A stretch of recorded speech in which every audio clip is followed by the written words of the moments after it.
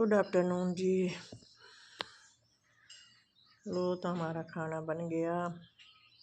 मक्की की रोटी, भिंडी की सब्जी और साथ में दही, आलू गोभी सलाद में। आओ तो जिसे खानी हो वो खा सकते हैं। राधे राधे।